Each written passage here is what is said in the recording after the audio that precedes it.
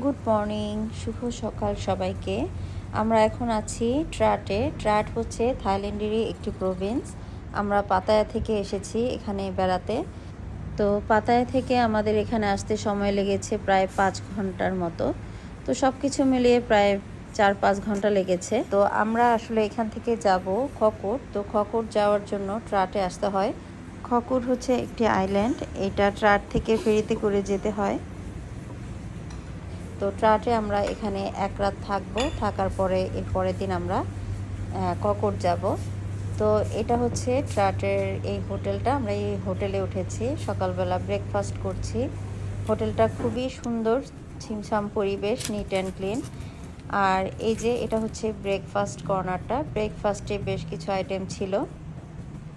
এখানে ছিল 2 টাইপের জ্যাম, একটা হচ্ছে স্ট্রবেরি জ্যাম আর একটা হচ্ছে পাইনাপল জ্যাম।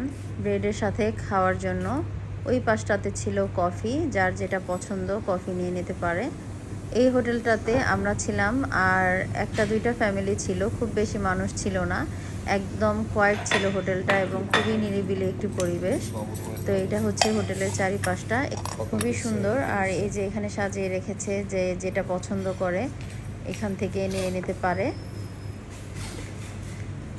তাছাড়া এদের সার্ভিসের জন্য আরও লোক ছিল, যখন যেটা প্রয়োজন হয় ওদেরকে ডাকলেই ওরা চলে আসে।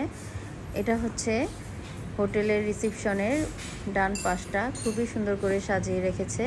টেবিল চেয়ার দেওয়া আছে, যার যেটা পছন্দ সেটা নিয়ে টেবিল চেয়ারে বসে খেতে পারবে। আর এই কর্নারটা হচ্ছে সুইমিং পুল। সুইমিং পুল এরিয়াটাও খুবই চমৎকার। সুইমিং পুল এরিয়ার কিছু ছবি আমি আপনাদের সাথে পরে শেয়ার করব। আর এই ছিল আমাদের ব্রেকফাস্টে ছিল ব্রেড, জ্যাম, অরেঞ্জ জুস, 2টা করে ডিম পোচ ছিল, হটডগ ছিল, আর ছিল খাওতম বা ফোরেজ। এটা সকালে ম্যাক্সিমাম টাইমে থাই লোকজনরা এই নাস্তাটা করে থাকে, তো আমার কাছেও ভালো লাগে। আর এটা হচ্ছে এই হোটেলের রিসিপশনটা। এই মুহূর্তে রিসিপশনে কেউ নেই। তো কিছুক্ষণের মধ্যে আমরা এই হোটেল চেক আউট করে বের হয়ে যাব খকুটের উদ্দেশ্যে। তো সবাই ভালো থাকবেন। খকুটের কিছু ভিডিও আপনাদের সাথে শেয়ার করব।